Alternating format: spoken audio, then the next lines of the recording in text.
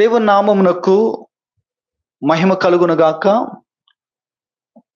అలాగే మీకు అందరికీ మహా సంతోషకరమైన క్రిస్మస్ శుభములు తెలియజేస్తున్నాను. అందరికీ హ్యాపీ క్రిస్మస్.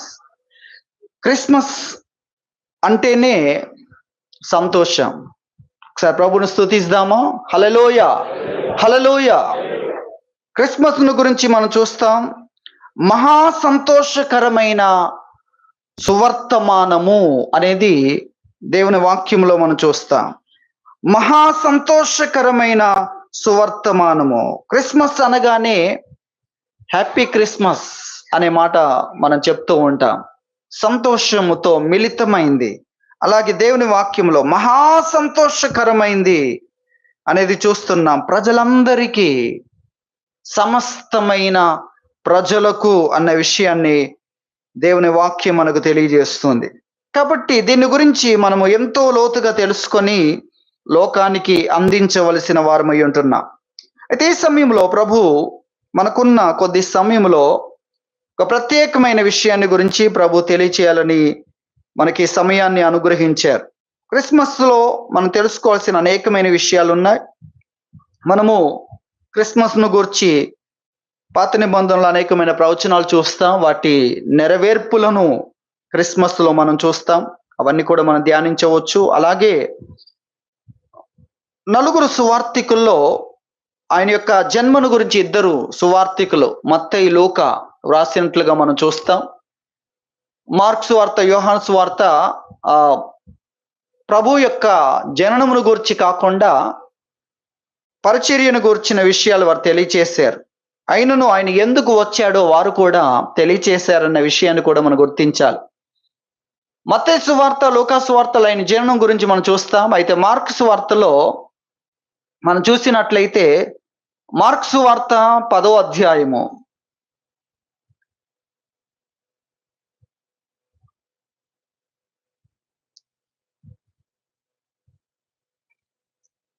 మార్కు సువార్త 10వ అధ్యాయము 45వ వచనంలో మనం చూస్తే, మనుష్య కుమారుడు పరిచారం చేయించుకొనుటకు రాలేదు గాని పరిచారము చేయుటకును అనేకులకు ప్రతిగా విమోచన క్రయధనముగా తన ప్రాణము ఇచ్చుటకు వచ్చెను. ఎందుకు వచ్చాడో ఇక్కడ తెలియజేస్తున్నాడు. ఆయన ఎందుకు వచ్చాడు అనే అద్భుతమైన విషయాన్ని మార్కు సువార్తలో మనం చూస్తున్నాం. ఆయన పరిచారము చేయించుకోవడానికి రాలేదు, కానీ పరిచారం చేయడానికి వచ్చాడు.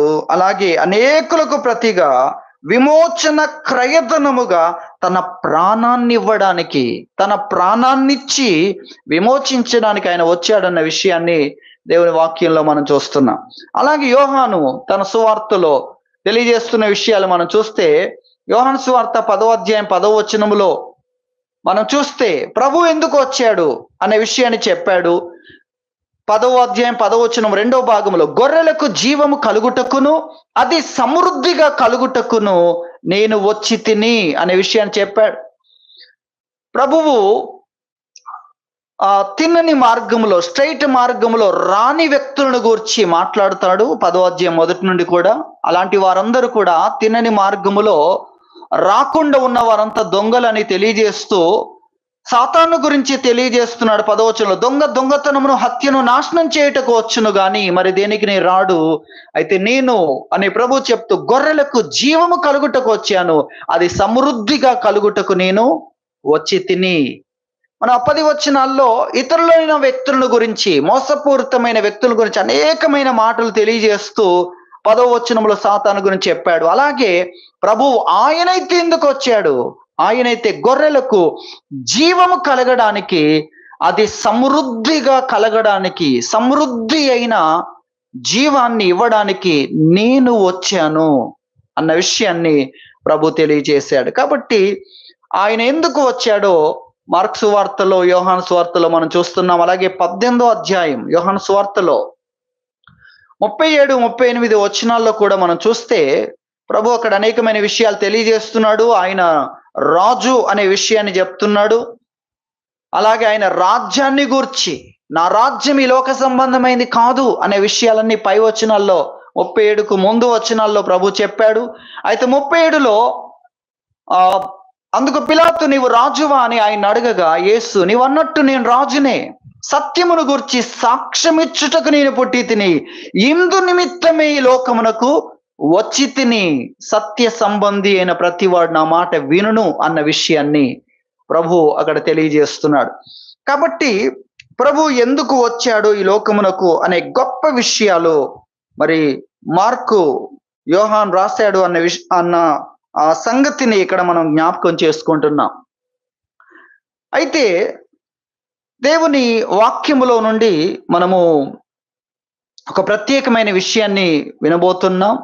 మనం నేర్చుకోవడానికి అనేకమైన విషయాలు క్రిస్మస్లో ఉన్నాయి. అలాగే చారిత్రాత్మకమైన విషయాలు కూడా అనేకమైనవి మనం తెలుసుకోగలం. దేవుడు ఏ విధంగా ఈ ప్రపంచానికి తన జన్మను గురించి బయలుపరిచాడు, ఆయన వస్తున్నట్లుగా ఏ విధంగా బయలుపరిచాడు, ఎప్పటి నుండి ఆయన బయలుపరిచాడు, ఇవన్నీ కూడా ఎంతో ఆసక్తికరమైన విషయాలు. బైబిల్ చెప్తుంది, జగత్తు పునాది వేయబడక మునుపే అనేది కూడా మనం చూస్తాం. మనుషులను సృష్టించిన తర్వాత జరిగే ఆ పొరపాట్లు, దాని ద్వారా సాతానుకు కలిగే అవకాశము, వాడు రాజ్యమేలడం, వారు నరకపాత్రులుగా మనుషుల్ని మార్చడం, ఇదంతా దేవునికి ముందే తెలుసు. కాబట్టి ఆయన మనుషుల్ని సృష్టించక ముందే, భూమికి కూడా పునాది వేయక ముందే ఆయన తన ప్రణాళికను ఏర్పాటు చేశాడు అన్న విషయాన్ని మనం చూస్తాం. ఆ తర్వాత ఆది కాండములో సర్పముతో, సాతానుతోనే మాట్లాడుతున్నాడు. ఆయన స్త్రీ సంతానముగా వస్తాడు, నీ తలను చితగొడతాడు అన్న విషయాన్ని గురించి అక్కడ ప్రభు బయలుపరిచాడు. తన ప్రణాళిక ఏది రచించాడో దాన్ని వెల్లడి చేశాడు. భూమి పుట్టక ముందే ఆయన తన ప్రణాళికను రచించిన కూడా దాన్ని సాతానుతో నేరుగా చెప్తున్న విషయాన్ని మనము ఆదికాండం 3వ అధ్యాయంలో చూస్తాం. కాబట్టి ప్రభు ఎప్పటి నుండో ఆయన ఈ విషయాలన్నీ తెలియజేస్తూ వచ్చాడు అనేది మనం చూస్తాం. కీర్తనల గ్రంథంలో కూడా, క్రీస్తు పూర్వం 1000 సంవత్సరాల క్రితం వ్రాయబడిన కీర్తనల గ్రంథంలో కూడా క్రీస్తును గూర్చిన అనేకమైన మాటలు మనం చూస్తాం. అలాగే యెషయా గ్రంథములో ఆయన కన్యక గర్భమున ఈ లోకములోనికి రాబోతున్నాడు అన్న అద్భుతమైన విషయాన్ని ఆయన బయలుపరుచుకున్న విషయాలను గూర్చి మనం చూస్తాం. నిజంగా ఇవన్నీ కూడా ఎంతో ఆసక్తికరమైన విషయాలు. దేవుని వాక్యములో మనం చూస్తే తల్లి అయిన మరియతో దేవుడు ఈ లోకములో నజరేతులో ఉన్న కన్యకను ఏర్పాటు చేసుకుంటాడు అని వాక్యం తెలియజేస్తుంది. అది మనం గుర్తించాలి. ఎందుకంటే ఆయన ఎవరనబడాలి? నజరేయుడు అనబడాలి అనేది కూడా వాక్యం మనకు తెలియజేస్తుంది. అలాగే ఆయన బెత్లెహేములో జన్మిస్తాడు అంటే బెత్లెహేముకు నజరేతుకున్న సంబంధం ఏంటి అనేది కూడా వాక్యం తెలియజేస్తుంది. నజరేయుడు అనబడాలి అంటే నజరేతులో ఆయన పెరగాలి, నజరేతులో ఆయన పెంచబడతాడని కూడా వాక్యం తెలియజేస్తుంది. నజరేతులో పెంచబడాలంటే నజరేతులో ఏంటి, నజరేతుకు ఉన్న సంబంధం ఏంటి, ఆయన అక్కడ పెరగడానికి కారణం ఏంటి అనే విషయాలు కూడా ఎంతో ఆసక్తికరమైన విషయాలు. కాబట్టి నజరేతులో ఉన్న కన్యకను దేవుడు ఒక పేదరాలును ఏర్పాటు చేసుకున్నాడు. ఎంతో మంది ధనికులు ఉన్నారు ఆ రోజుల్లో. ప్రభువు బయలుపరిచిన విషయాన్ని బట్టి అనేకులు ఎదురు చూస్తూ ఉన్నారు.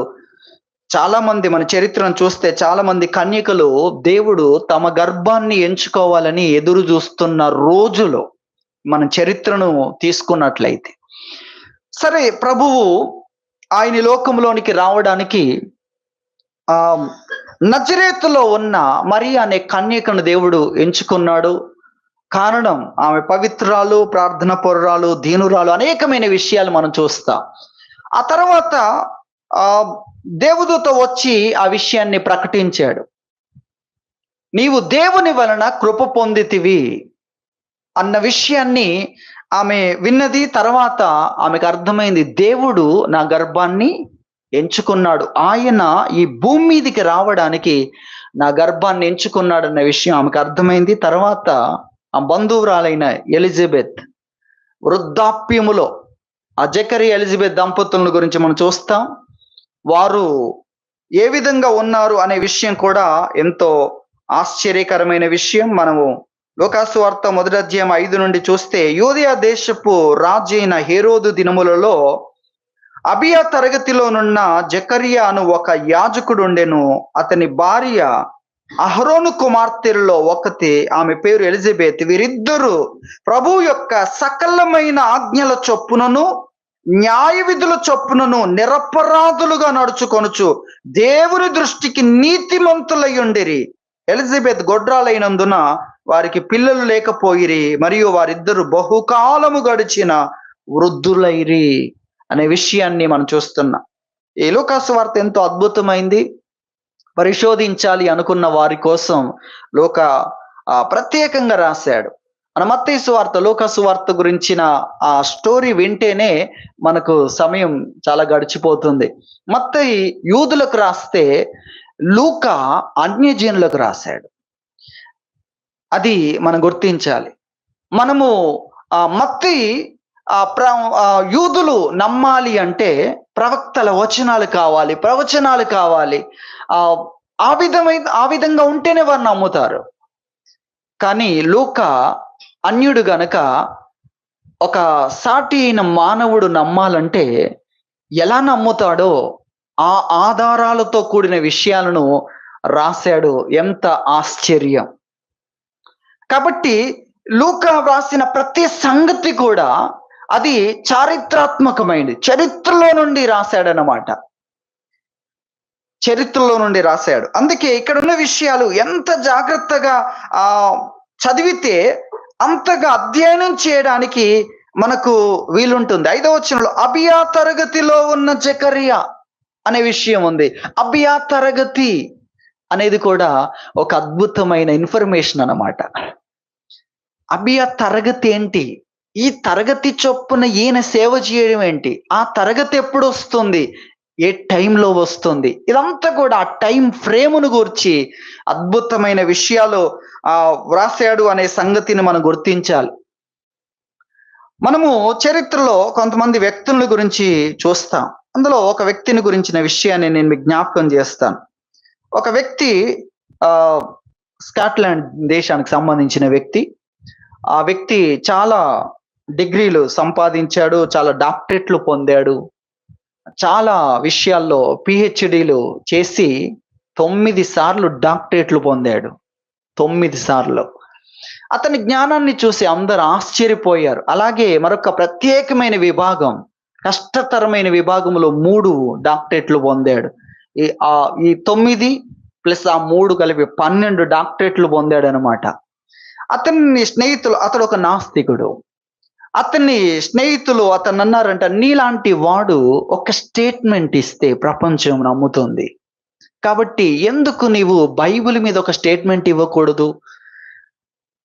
బైబిల్ మీద, క్రైస్తవ్యం మీద ఒక స్టేట్మెంట్ ఇస్తే, వారంతా నాస్తికులు కాబట్టి నువ్వు ఒక స్టేట్మెంట్ ఇచ్చి ఇదంతా బూటకం అని ఒక స్టేట్మెంట్ ఇస్తే బాగుంటుంది కదా అంటే, సరే నేను అలా స్టేట్మెంట్ ఇవ్వాలంటే నాకు విషయాలన్నీ తెలియాలి.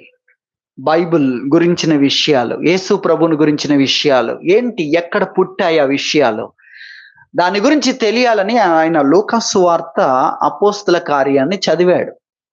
చదివినప్పుడు ఆయన చాలా విషయాలు అక్కడ గమనించాడు. ఇక్కడ చాలా ఇన్ఫర్మేషన్ ఉంది అన్న విషయాన్ని అతడు జ్ఞాపకం చేసుకున్నాడు. చాలా ఇన్ఫర్మేషన్ ఉంది. ఇక్కడ అనేకమైన పట్టణాలను గురించి మాట్లాడాడు. ఒక 50కి పైన పట్టణాలను గురించి చెప్పాడు.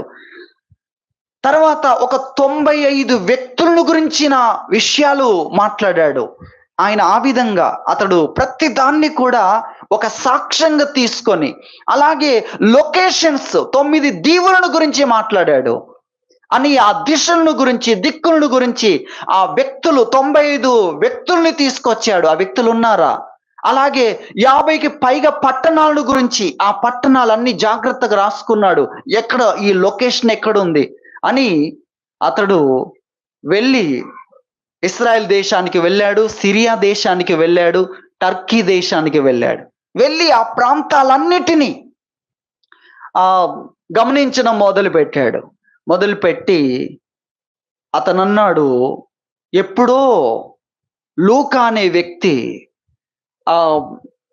ఒక 1500 సంవత్సరాల క్రితం, లేక ఇన్ని వందల సంవత్సరాల క్రితం వ్రాసిన ఆ వ్యక్తి వ్రాసిన విషయాలు ఎంత స్పష్టముగా నేటికి ఉన్నాయి అనే విషయాన్ని తెలుసుకొని ప్రతి చోట అతడు ఏ పట్టణాన్ని గురించి, ఏ వ్యక్తిని గురించి, ఏ దీవిని గురించి, ఏ దిక్కును గురించి రాశాడో అవన్నీ కూడా ఆ విధంగా పరిశోధించి తెలుసుకొని అతడు ప్రభు యొక్క భక్తుడయ్యాడు. ఎంత ఆశ్చర్యకరమైన విషయం మీరు ఆలోచించండి. కాబట్టి ఈ లూకా ఆ విధంగా రాశాడు. చరిత్రలో నుండి చారిత్రాత్మకముగా ఒక వ్యక్తి ప్రపంచ జ్ఞానాన్ని సంపాదించిన వ్యక్తి ఎలా ఆలోచిస్తాడు, ఏ విధంగా తెలుసుకోగలం, బైబిల్కు బయట చరిత్రలో ప్రభువుని ఏ విధంగా తెలుసుకోగలం అనడానికి కూడా అనేకమైన విషయాలు నేటికి సాక్ష్యముగా ఉన్నాయి. మొదటి శతాబ్దానికి సంబంధించిన చరిత్రకారులు అనేకులు ఆ విషయాలు రాశారు. నమ్మదగిన చరిత్రకారులు నేటికి యూనివర్సిటీలో వారిని గురించి, చరిత్రను గురించిన విషయాలు చెప్తే వీరి యొక్క చరిత్రను అధ్యయనం చేయండి అని చెప్పగలిగిన వ్యక్తులు ప్రభువుని గురించి, మొదటి శతాబ్దానికి సంబంధించిన విషయాలు మొదటి శతాబ్దములో ఉన్న వ్యక్తులు వ్రాసారు అనే విషయాలు ఎంత ఆశ్చర్యం. కాబట్టి లూకా సువార్త చదువుతున్నప్పుడు అనేకమైన ఇన్ఫర్మేషన్ మనకు దొరుకుతుంది. దాని లోతుల్లోకి వెళ్తే ఆయన్ను గూర్చిన విషయాలు మనకు కనబడతాయి. కాబట్టి జకర్యాను గురించి, ఆయన అబియా తరగతిలో ఏం చేస్తున్నాడు, సేవ చేస్తున్నాడు, ఆయన సేవ దినములు ఎన్ని, ఏ తరగతిలో చేస్తున్నాడు, ఆ కాలం ఏంటి, అంత చక్కని ఇన్ఫర్మేషన్ లోతుల్లోకి వెళ్తే మనకు దొరుకుతాయి. సరే, మనము ఇక్కడ గమనించినట్లయితే తల్లి అయిన మరియ దగ్గరికి దేవుడితో వచ్చి ఆ ఇన్ఫర్మేషన్ చెప్పాడు. దేవుడు నన్ను పంపించాడు, దేవుడు నిన్ను ఏర్పాటు చేసుకున్నాడు, నీ గర్భము ద్వారా ఆయన రావాలని ఆయన ఇష్టపడుతున్నాడు. ఎప్పుడో యెషయా క్రీస్తు పూర్వం 730 సంవత్సరాల క్రితము యెషయా ప్రవక్త ద్వారా చెప్పాడు, దేవుడు ఈ లోకములోనికి ఆయన ఎలా వస్తాడంటే ఒక కన్యక గర్భము ద్వారా ఆయన రావాలనుకుంటున్నాడు అన్న విషయాన్ని యెషయా ప్రవక్త ద్వారా చెప్పడం జరిగింది. కాబట్టి అనేకులు అప్పటి నుండి దేవుడు ప్రపంచంలో మమ్మల్ని ఏర్పాటు చేసుకోవాలని అనేకులైన కన్యకలు ప్రార్థించేవారు, ఎదురు చూసేవారని చరిత్ర తెలియజేస్తుంది. మరియ తల్లి అయిన మరియ దగ్గరికి వచ్చినప్పుడు, లేక ఆమె దగ్గరికి వచ్చి దేవుడితో చెప్పినప్పుడు ఆమె ఆ విషయాన్ని తెలుసుకుంది, గ్రహించింది, ఆమె దాన్ని అంగీకరించింది. ఆమె ఏం చెప్తుందంటే, ఆమెకు ఆ ఇన్ఫర్మేషన్ చెప్పబడింది, నీ బంధువైన ఎలిజబెత్కు ఆ వృద్ధురాలై, అనగా స్త్రీ యొక్క ధర్మం నిలిచిపోయిన తర్వాత అని మనం చెప్పుకోవాలి, బహుకాలము గడిచిన వృద్ధులు అన్న మాటలో ఇదంతా మనకు కనబడుతుంది.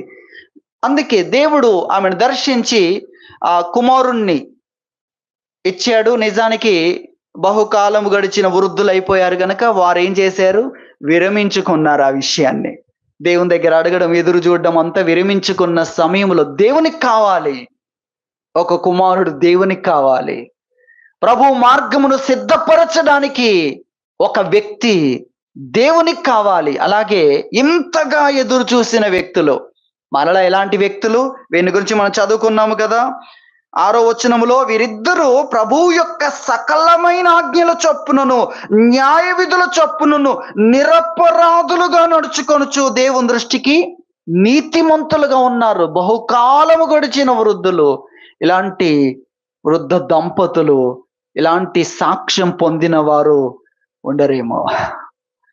కుటుంబముగా కలిసి ప్రభు యొక్క సకలమైన ఆజ్ఞల చొప్పున న్యాయ విధుల చొప్పున నడుచుకొనుచు ఆయన దృష్టి ఎదుట నీతిమంతులుగా ఉండి బహుకాలము గడిచిన వృద్ధులు.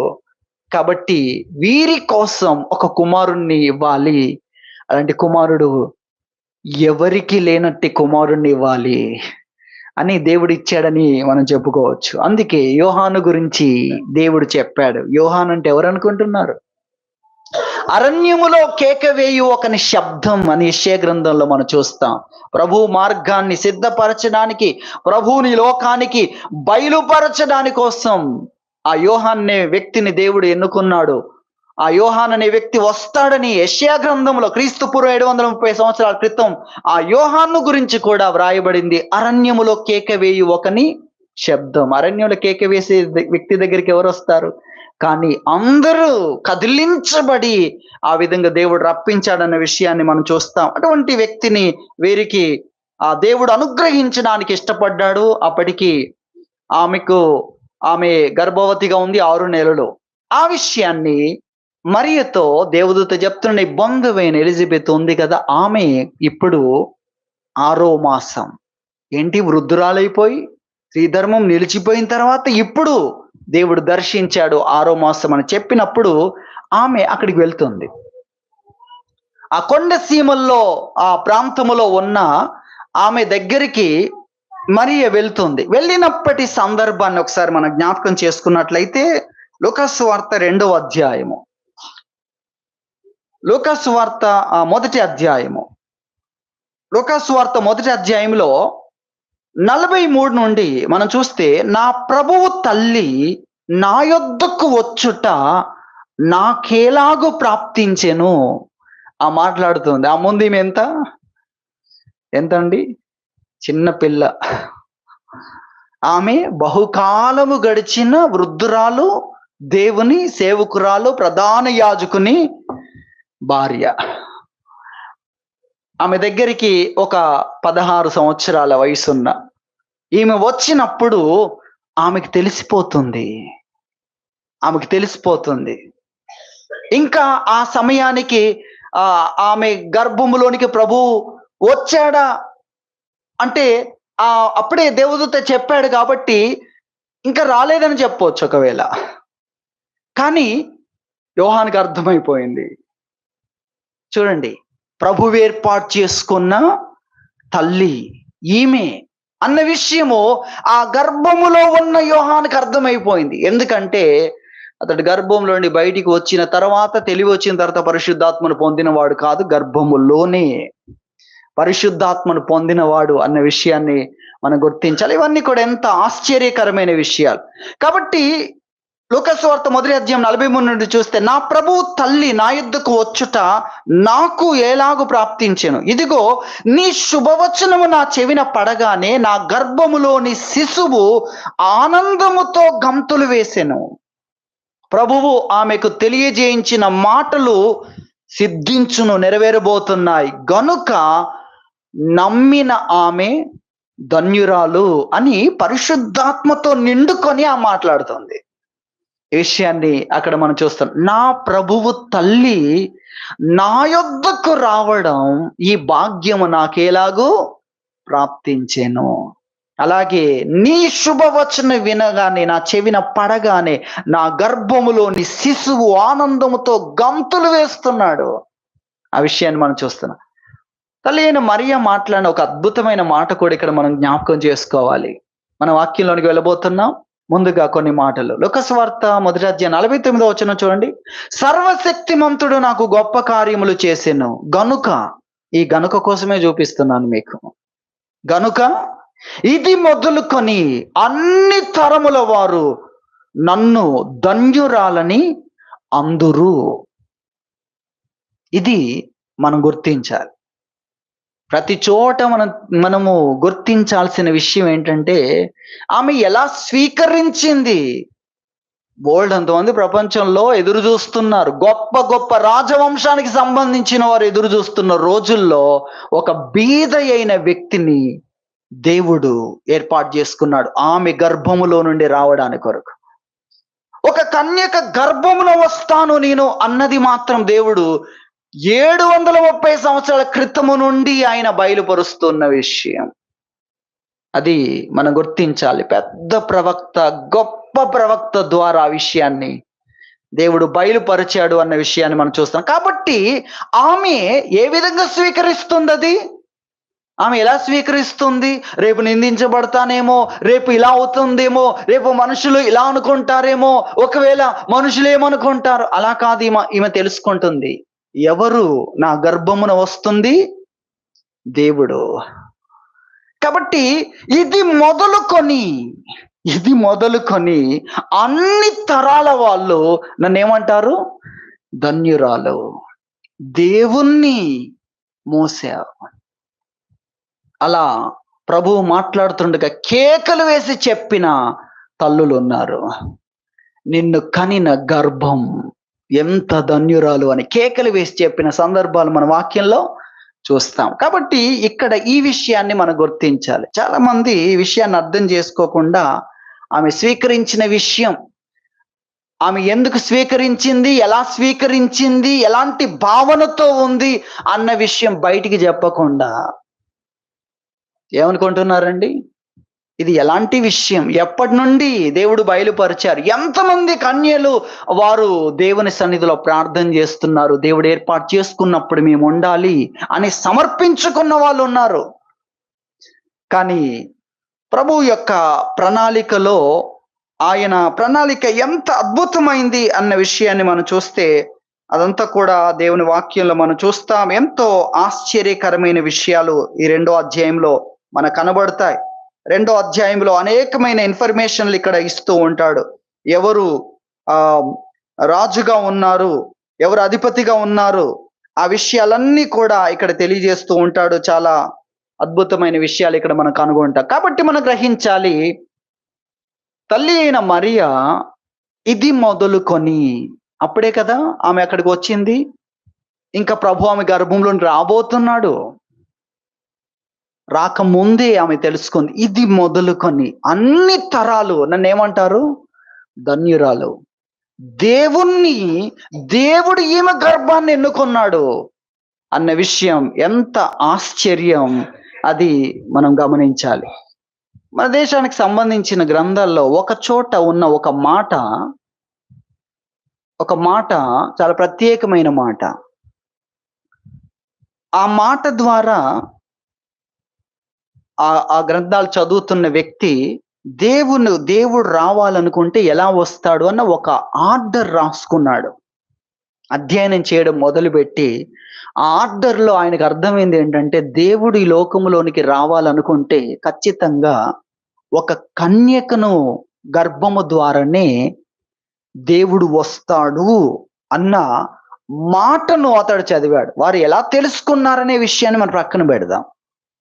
ఆ మాట ఈశ పుత్రాంచ మాంవిగ్ధి కుమారి గర్భ సంభవం. ఆ మాటలోనే మీకు అర్థమవుతుంది కదా, ఎందుకంటే ఇది కొంచెం అర్థమయ్యే భాషలో వ్రాయబడింది అన్నమాట. దేవుడు ఎలా వస్తాడో ఆ ఆర్డర్ అదంతటిని కూడా రాసుకున్నప్పుడు ప్రభువుని గురించిన ఇన్ఫర్మేషన్ అంతా కూడా ఆయనకు ఉంది, కానీ ఆయన ఎవరో ఆయనకు తెలియదు. కానీ ఒకరోజు క్రిస్మస్ పండుగ దినమున లేకపోతే కొంతమంది క్రీస్తును గూర్చిన ఆ పాటలు పాడుతూ ఉండగా కన్యక గర్భమున వచ్చాడు అన్న మాట ఆయన చెవిలో పడింది. ఇదే కదా నేను చదివింది. ఎంత రహస్యంగా, ఎంత లోతైన గ్రంథాల్లోండి నేను సేకరించిన విషయం. ఇలాంటిది మా దాంట్లోనే చాలా మందికి తెలియదు.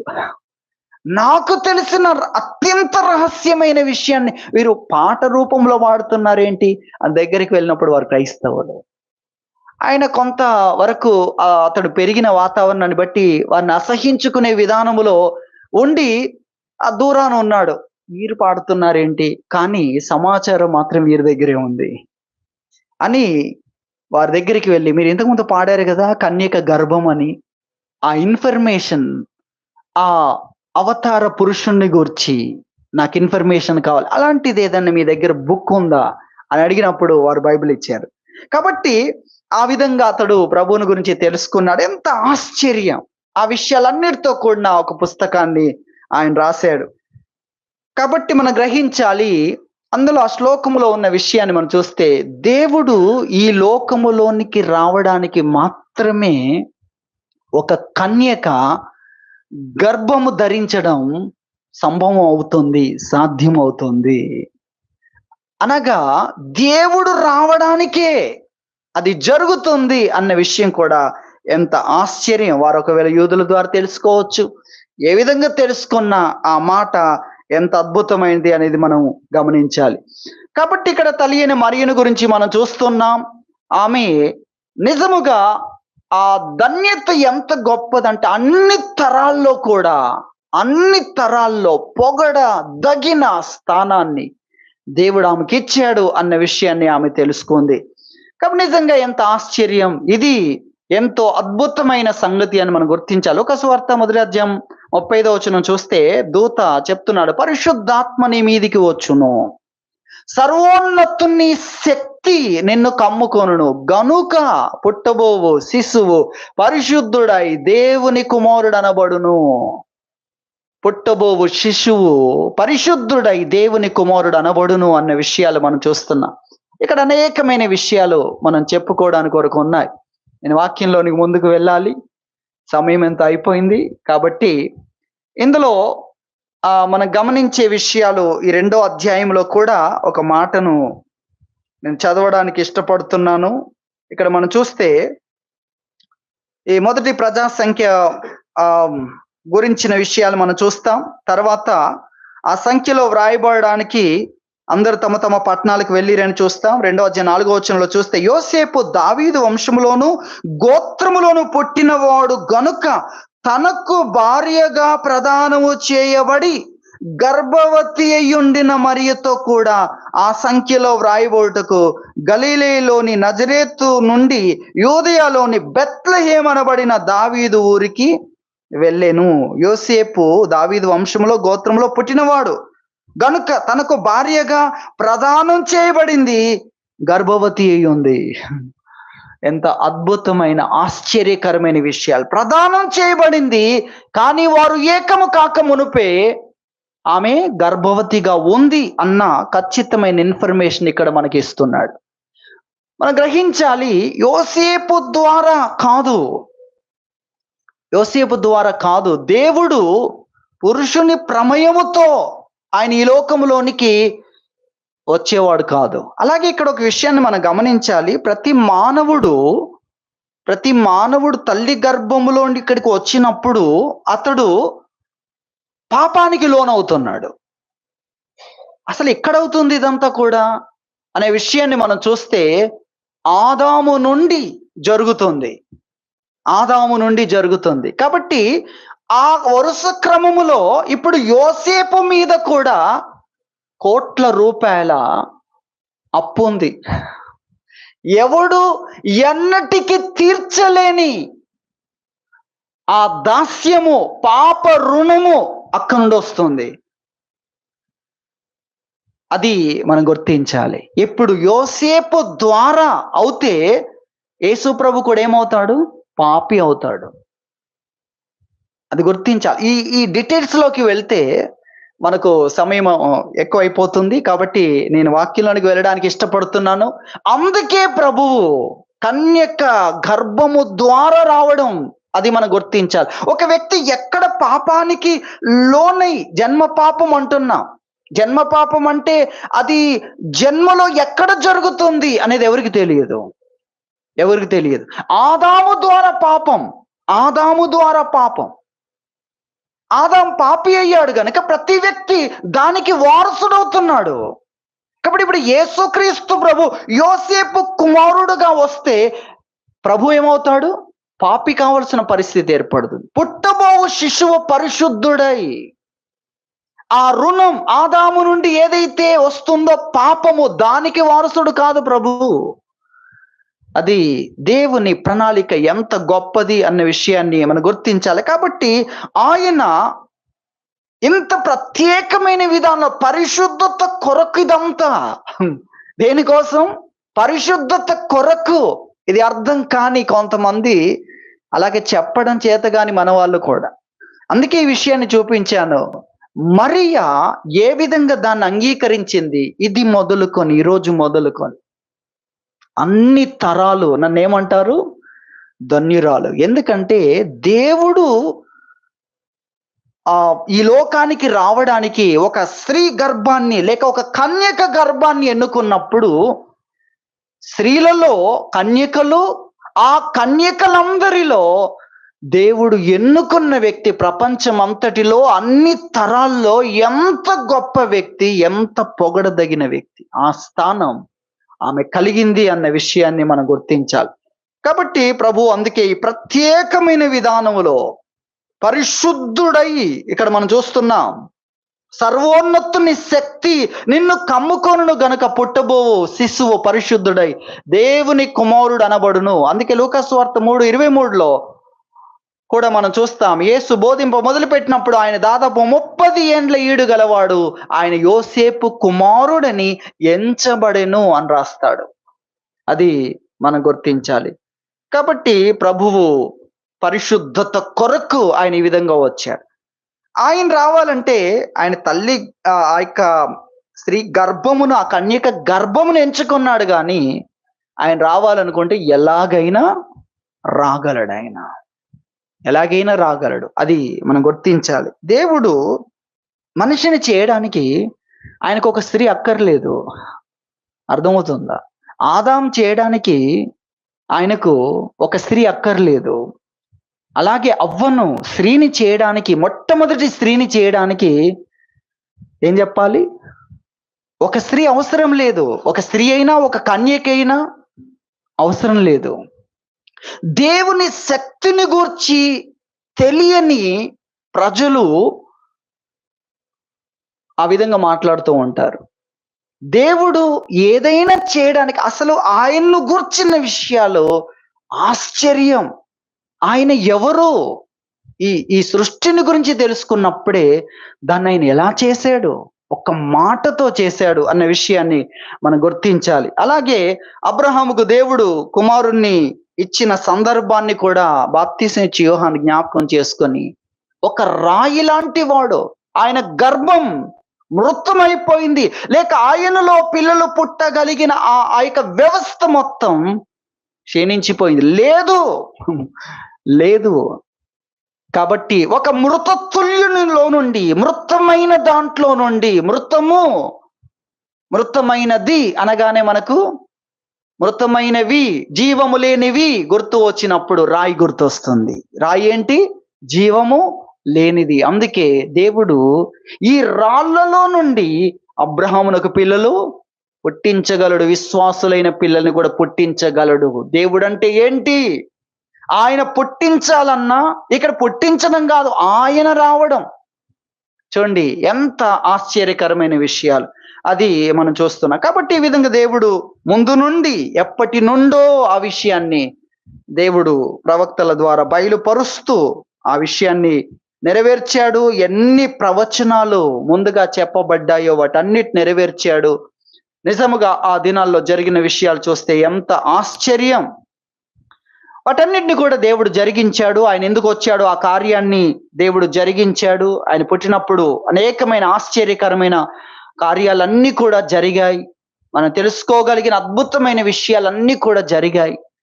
ఆ యొక్క గొర్రెల కాపరులు రావడం ఎంత ఆశ్చర్యం, దేవదూతలు ఇన్వాల్వ్ అయి పాటలు పాడడం ఎంత ఆశ్చర్యం. ఆ తర్వాత మనం చూస్తే వారు ప్రభువుని తీసుకొని దేవాలయంలోనికి వెళ్ళడం, అదే సమయంలో సుమయోనుతో దేవుని ఆత్మ నీవు వెళ్ళు అని చెప్పడం, వారిని ఎవరు పట్టించుకోవట్లేదు అనుకోవచ్చు. అక్కడ ఎద్దుల గుంపే అక్కడ ఉన్నారు గుంపుగా. ఇక పావురాన్ని పట్టుకొచ్చిన వాళ్ళని గురించి మీరు ఆలోచించండి. ఎద్దులను తీసుకొచ్చిన వారి గుంపుగా ఉంటే, ఇక సాధారణమైన లైన్లో ఉన్న వారిని మీరు అటు వెళ్ళండి, పావురాలు కదా అటు వెళ్ళండి. మంచి మంచి కోడెలను తీసుకొని వచ్చిన వారికి వీరు చాలా ఉన్నవారు అని వాళ్ళే గుంపుగా ఉంటే, వీరిని ఎవరు చూస్తారు?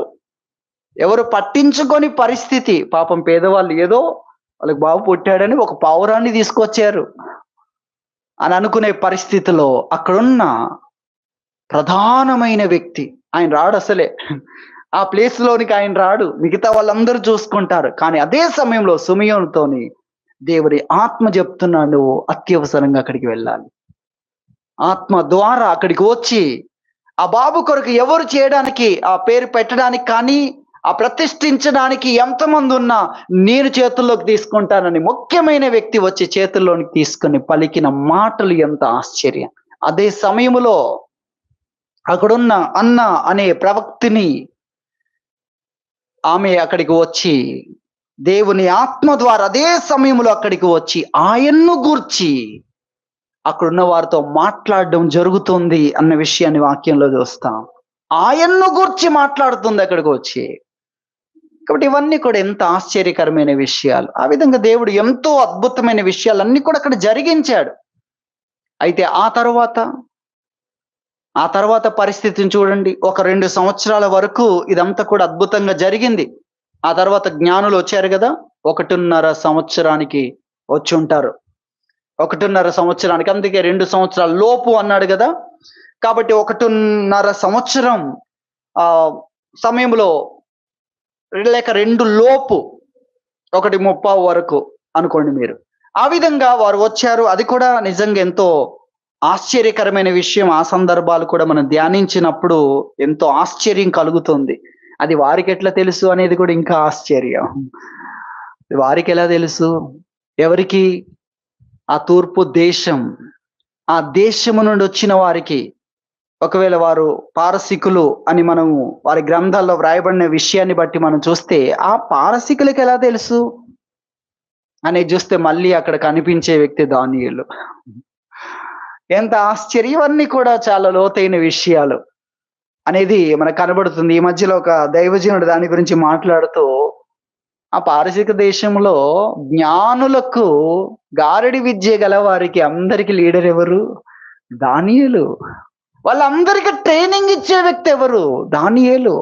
ఆయన గురించిన మాటలు, ఎలాంటి మాటలు పలికారు రాజులు. ఆ యొక్క బబులోను రాజు ఎటువంటి స్థానములో నిలబెట్టాడు దానియేలును. కాబట్టి ఆ విధంగా వారికి తెలిసిందన్న విషయాన్ని గురించి ఒక దైవజనుడు చెప్పాడు.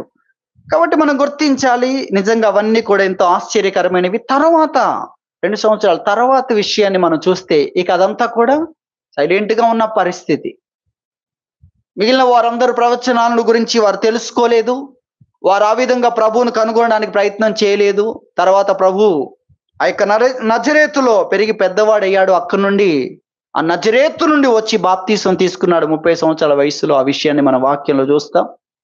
తర్వాత ప్రభు తన పరిచర్యను ప్రారంభించిన తర్వాత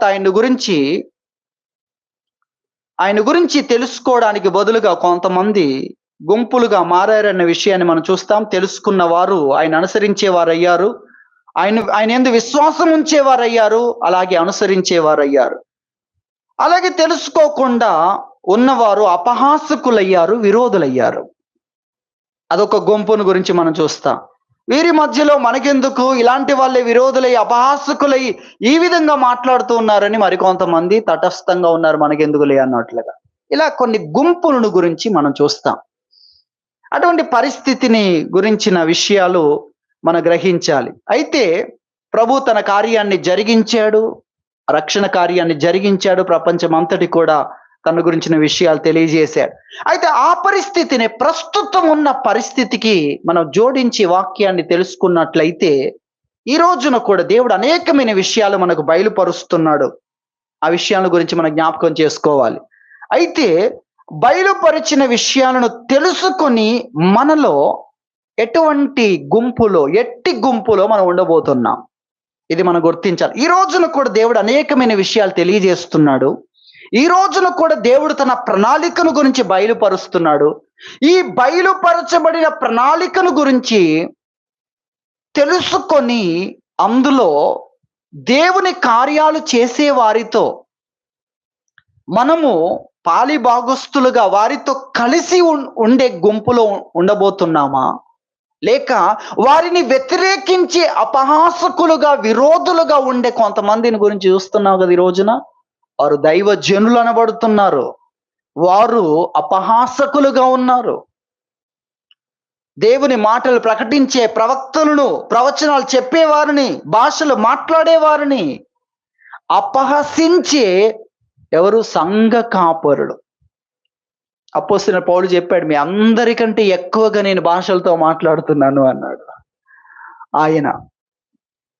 కాబట్టి భాషలనే విమర్శించే వ్యక్తులు ఉన్నారు, ప్రవచనాలను విమర్శించే వ్యక్తులు ఉన్నారు. దేవుడు మాట్లాడే దేవుడు ఉన్నా బైబులే దేవుడు అనుకునే వాళ్ళు ఉన్నారు. బైబులే దేవుడు కాదు, బైబుల్ దేవుని మాటలు. బైబులు దేవుని మాటలు. బైబుల్లో ఒక చోట వాక్యమే దేవుడు అంటాడు, ఒక చోట, అన్ని చోట్ల కాదు. వింటున్నారా మీరు? ఒకే ఒక చోట వాక్యమే దేవుడు అంటాడు. ఏ వాక్యం? ఏ వాక్యం అండి? ఏ వాక్యాన్ని గురించి? ఆదియందున్న వాక్యము. మీకు అర్థమైంది? ఇప్పుడు ఆదియందు వాక్యం ఉండెను, ఆ వాక్యాన్ని గురించి మాట్లాడుతున్నాడు. ఆకాశములో నుండి మనుషులకు స్వరం వినబడింది, ఆ స్వరాన్ని గురించి. అబ్రహాముకు ఆకాశములో నుండి అబ్రహామాని దేవుడు పిలిచాడు, ఆ స్వరం, అదిగో ఆ స్వరం దేవుంది, దేవుడు అని చెప్పాడు యోహాను. అంతేకాని బైబిల్లో ఉన్న ప్రతిదీ దేవుడు కాదు, దేవుని మాటలు. దేవుని మాటలు. దేవుడు అంటే ఆయన ఆకాశములో నుండి మాట్లాడాడు, మొదట తన స్వరాన్ని వినిపించాడు. ఆ స్వరము అది ఎవరిదో కాదు, ఆయనే దేవుడు. ఆ దేవుడే శరీరం ధరించుకొని వచ్చిన యేసుక్రీస్తు అని యోహాను సువార్త 1వ అధ్యాయంలో చెప్పాడు. ఆ వాక్యము దేవుడు. ఏ వాక్యము? అనాదిలో ఆకాశము నుండి వచ్చిన ఆదియందులి ఆ స్వరము దేవుడు. ఇది మీరు అర్థం చేసుకోవాలి. అంతేకాని ప్రతిదీ కూడా ఇదే దేవుడు అనేది కాదు. ఇది దేవుని మాటలు. దేవుని మాటలు అయితే దేవుడు కూడా ఉన్నాడు. మీకు అర్థమవుతుందా? తన మాటల గురించి చెప్పడానికి దేవుడు కూడా ఉన్నాడు. అది మనం అర్థం చేసుకోవాలి. ఇదిగో వాక్యము ఇచ్చాడు, ఇదే దేవుడు. ఈ దేవుని వాక్యము, దీన్ని చెప్పడానికి దేవుడు కూడా ఉన్నాడు. అది మీరు గమనించాలి. నా ద్వారా దేవుడు ఒక పుస్తకం రాయించాడు అనుకోండి, ఇక పుస్తకమే కాదు, నేను ఉన్నాను దాని గురించి చెప్పడానికి. ఆ అవగాహన లేని అనేకులు విమర్శించేవారుగా ఉన్నారు. సరే, మనం ముందుకు వెళ్ళాలి. దేవుని వాక్యంలో మనం చూస్తున్నాం, ఈ రోజున కూడా దేవుడు అనేకమైన విషయాలు బయలుపరుస్తున్నాడు. అనేకమైన విషయాలు బయలుపరుస్తున్నాడు. అయితే వాటి నెరవేర్పులోనికి వచ్చినప్పుడు ఇంతకీ మనం ఏ గుంపులో ఉండబోతున్నాం? విమర్శించే గుంపులో ఉండబోతున్నామా? మనకెందుకులే అని తటస్థంగా ఉండే గుంపులో ఉండబోతున్నామా? లేక అలాంటి కార్యాలు చేసే వారితో కలిసి దేవుని రాజ్య వ్యాప్తిలో కొనసాగబోతున్నామా అనేది ఇక్కడ మనం తెలుసుకోవాలి. అప్పటి పరిస్థితులతో పోల్చి ప్రస్తుత పరిస్థితిని గురించి దేవుడు మాట్లాడుతూ ఉన్నాడు. ఆ విషయాన్ని మనం గుర్తించాలి. మనం ఏ గుంపులో ఉండబోతున్నాం?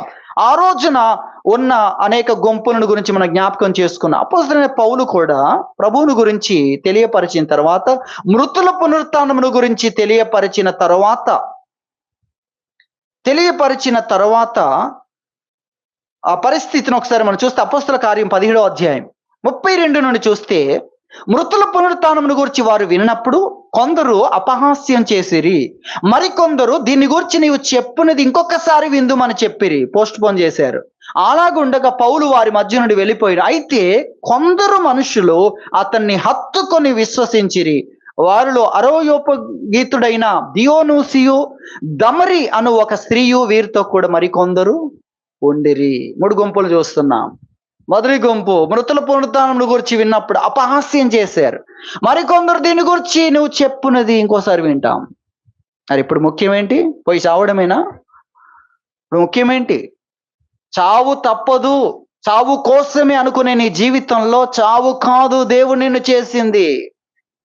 చావు లేని జీవితాన్ని అక్కడ దేవుడు పరిచయం చేస్తున్నాడు. మానవ వెలుగులోనికి తీసుకొని వచ్చి చూపించిన విషయాన్ని నేను చెప్తూ ఉంటే అక్కడ ఇంకోసారి వింటాం. మరి ఇప్పుడు ఏంటి? దేని కొరకు నీ పరుగు?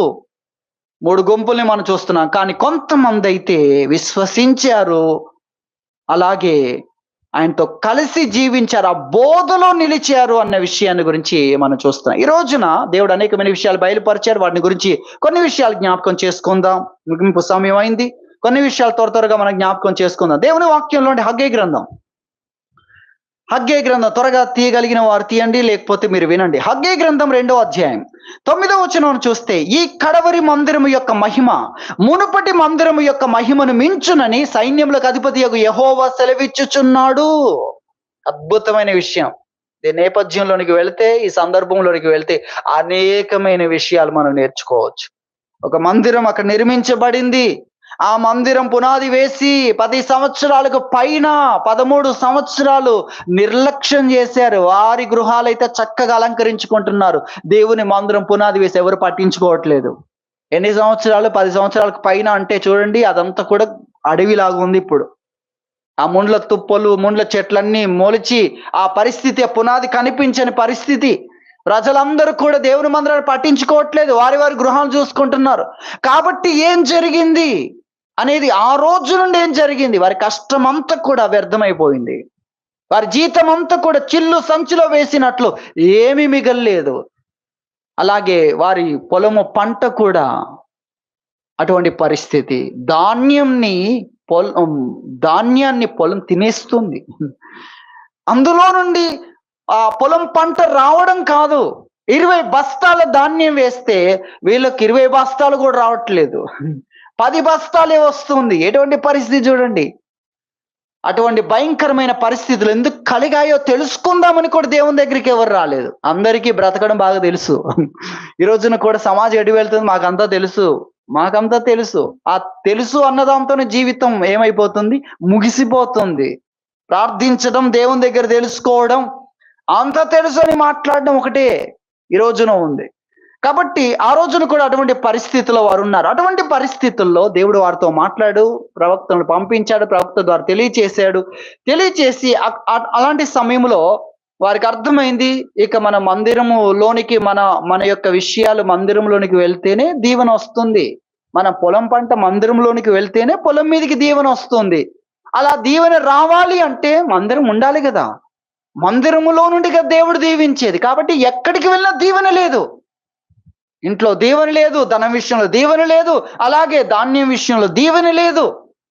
వారికి అర్థమైంది, అర్జెంటుగా మందిరాన్ని నిర్మించాలి అని. వారు మందిరం నిర్మించే పనిలో మునిగిపోయారు. మందిరాన్ని నిర్మించారు. ఒక చిన్న మందిరం నిర్మించబడింది. ఆ మందిరం ఎదుట కొంతమంది ఏడుస్తూ ఉన్నారు. ఒకప్పుడు మా మందిరం అంటే సొలొమోను కట్టించాడు, ఆ మందిరం ఎలా ఉంది, ఈ మందిరం ఎలా ఉంది అని జ్ఞాపకం చేసుకుని ఆ మహిమను చూసిన వారు ఏడుస్తున్న సమయంలో దేవుడు మాట్లాడుతున్నాడు. కొంతమంది మందిరం దాంతో పోలిస్తే ప్రపంచం గొప్పగా చెప్పుకున్న మందిరం, ఈ రోజున మేము నిర్మించిన ఈ మందిరం ఏ పాటిది, ఏ విషయంలో కూడా పోల్చలేం దాంతో అని అనుకుంటున్న సమయంలో దేవుడు చెప్పాడు ఈ మాట. ఏమంటున్నాడు? ఈ కడవరి మందిరము యొక్క మహిమ మునుపటి మందిరము యొక్క మహిమను మించుతుంది. మించడానికి మనుషులు లేరు, మించడానికి బంగారం లేదు, మించడానికి కోసం రాజులు లేరు, మించడానికి సమయము లేదు, ఏమీ లేదు. ఎలా మించుతుంది అంటే నేనున్నాను అన్నాడు. ఎవరున్నారు? ఆయన ఉన్నాడు. ఇంతకు ముందు పరిచర్యను గొప్పగా చెప్పుకోవడానికి ఎవరున్నారండి? ఏలియా ఉన్నాడు, ఎలీషా ఉన్నాడు. ఎవరున్నారు? అపోస్తులైన వారు ఉన్నారు. పేతురు, యోహానులు ఏం చేస్తున్నారు? వారు చేసే చూస్తే ఎంత ఆశ్చర్యం. అలాగే పౌలు బర్నబాల ద్వారా, పౌలు శీలల ద్వారా దేవుడు జరిగించిన కార్యాలు ఎంత ఆశ్చర్యం. వారు ప్రార్థనలు చేయడం కాదు, శృంగారమును దేవాలయం దగ్గర అక్కడ కుంటివాడు ఉన్నాడు. పుట్టినది మొదలుకొని కుంటివాడు, 40 సంవత్సరాల కంటే ఎక్కువ వయసు గలవాడు. 40 సంవత్సరాల నుండి కుంటితనాన్ని అనుభవిస్తున్న వ్యక్తి. ఏం చెప్పారు పేతురు, యోహానులు? ప్రార్థన చేస్తామన్నారా? ప్రభువా ఈ కుంటివాడి మీద దయచూపు అన్నారా? అనలేదు. ప్రభుతో మాట్లాడారా? మాట్లాడలేదు. మీకు అర్థమైందా? ప్రార్థన చేయలేదు. వాళ్ళు డైరెక్ట్గా కుంటితనాన్ని గద్దించారు. డైరెక్ట్గా లేచి నడుమని చెప్పారు. మీకు అర్థమైందా? అంటే ఏంటి? ప్రభు నామమున లేచి నడు. ఎవరితో మాట్లాడుతున్నారు? కుంటివాడితో, ప్రభుతో కాదు. అది ప్రార్థన కాదు. అందుకే పేతురు ఆ మార్గమున వెళ్తున్నాడు, ఈ మార్గమున ఆయన ఈ ఊర్లలో నుండి వెళ్తున్నాడని తెలిసినప్పుడు ఆ ఊర్లలోని ప్రజలందరూ, రోగులందరిని తీసి రోడ్డు ప్రక్కన పడేయడం మొదలు పెట్టారు, మంచాలతో తీసుకొచ్చి. ఎందుకు? పేతురు ఆగుతాడనా?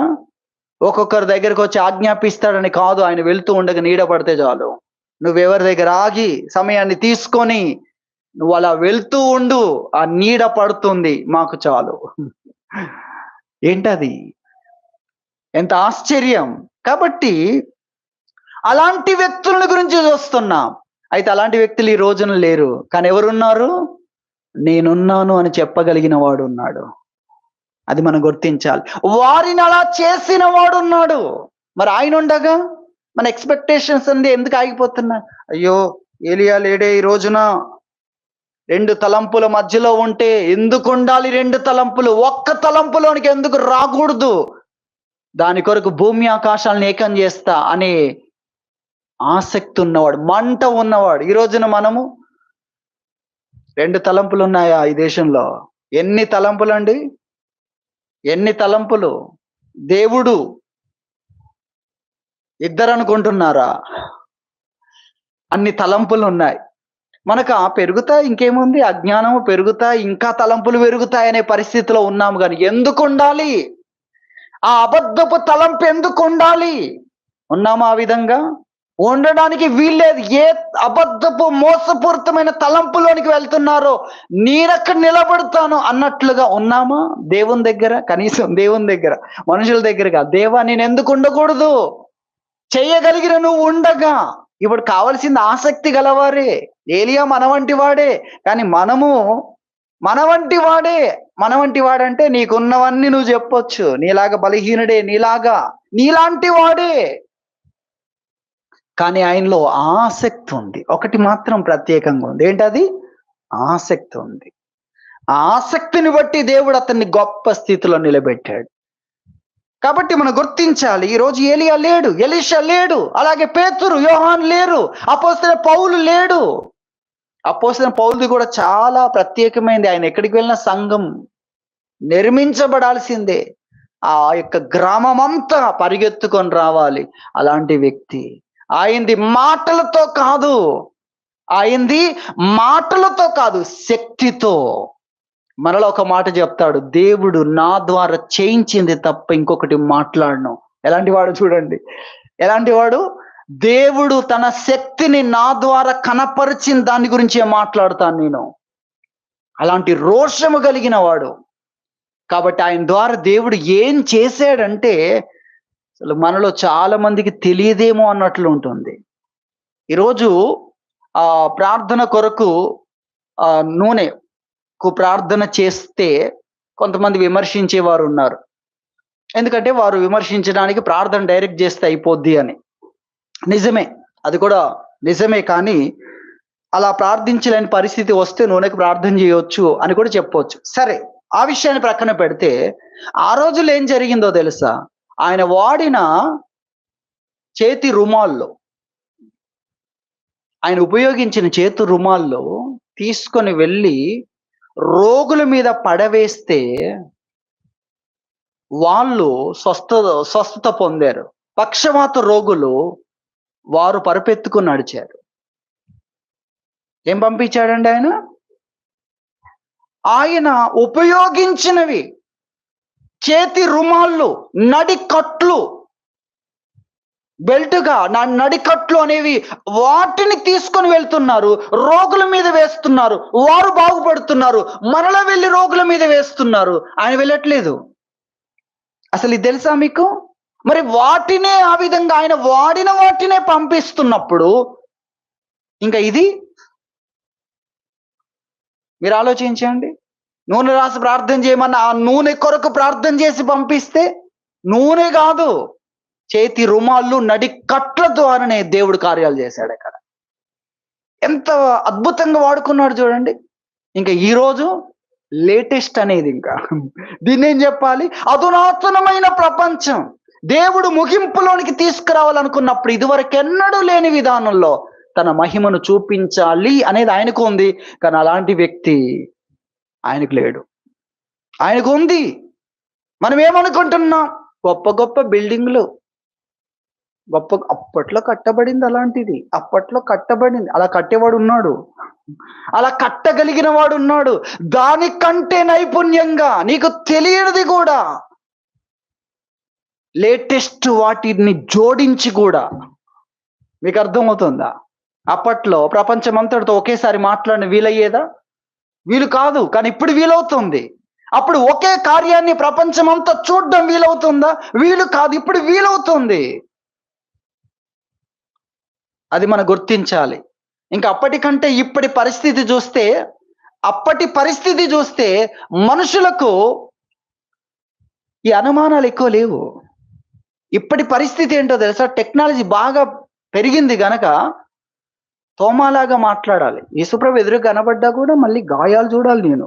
అది మరి ఆయన అప్పుడు ఎట్లా అన్నాడో అటువంటి పరిస్థితిలో ఉన్నారు. కాబట్టి ఈ రోజున ప్రభు ఇంకెంతగా తన కార్యాలు చేయగలడో, ప్రపంచాన్ని తన యొద్దకు ఆకర్షించుకోవాలి అనుకుంటే, అయితే అనుకుంటున్నాడా లేదా అనేది వాక్యంలో మనం చూస్తే అర్థమవుతుంది. ఆయన అనుకుంటే ఆయన ఏం చేయగలడో మీరు ఇక ఆలోచించండి. ఆయన అనుకుంటే ఏం చేయగలడు? ఆయన రక్షించాలి అనుకుంటే ఏం చేయగలడు? అది మనం గుర్తించాలి. ఈరోజు నడుస్తున్న చరిత్రను చూసి చాలా మంది దైవజనులు మాట్లాడుతున్నారు. ఇక ఇలాగే ఉంటుంది, ఉన్నది కూడా బంద్ అవుతుంది, రేపు ఉంటుందో లేదో, రేపు మనం ఈ విధంగా వాక్యం ఉంటుందో లేదో, రేపు ఏమవుతుందో అని భయాలన్నిటిని వ్యక్తపరిచేవారు ఉన్నారు. ఇంతకీ దేవుడు ఏమనుకుంటున్నాడు? ఆయన చెయ్యాలనుకుంటున్నాడా? చెయ్యొద్దు అనుకుంటున్నాడా? ఆయన రక్షించాలనుకుంటున్నాడా? లేకపోతే ఉన్న ఫిల్టర్ చేయాలనుకుంటున్నాడా? మనం గుర్తించాలి. ఏర్పరచబడిన వారి కొరకు రోజులు తక్కువ చేయాలనుకుంటున్నాడా? రోజులు తక్కువ చేసేది ఏంది? ఎలాంటి పరీక్షనైనా పెట్టి మిగిలిన ఒక్కడే చాలు అనుకుంటున్నాడా? బైబిలే చెప్తుంది కదా దానికి జవాబు.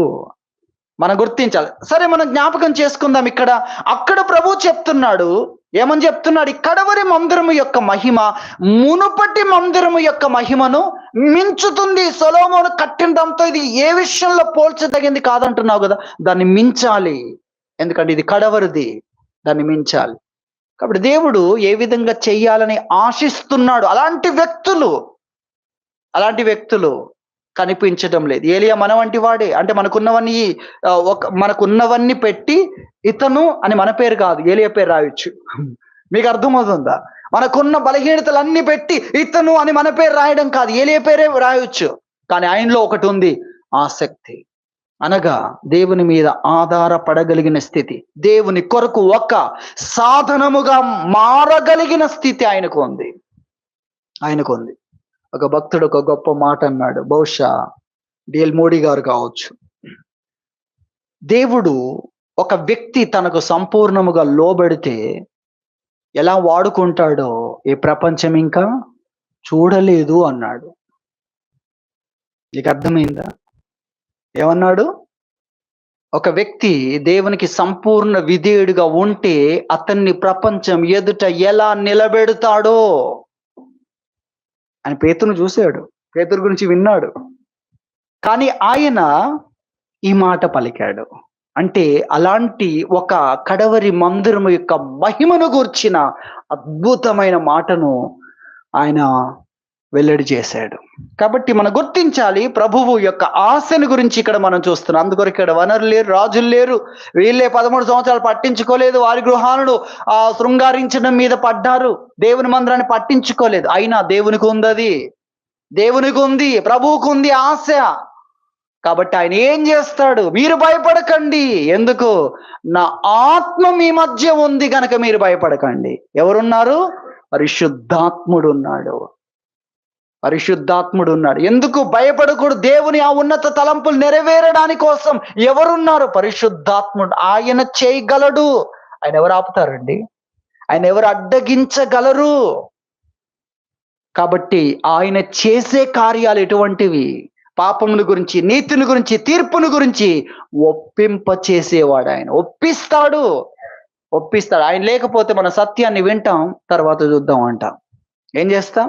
సత్యాన్ని వింటాం, తర్వాత చూద్దాం. మృతుల పునరుద్ధానం, చచ్చిపోయి తిరిగి లేవడం, చావు లేని జీవితం, దానికి నువ్వేమి ఇవ్వాల్సిన అవసరం లేదు, దేవుడు ఈ కొరకు చేశాడంటే తర్వాత చూద్దాం.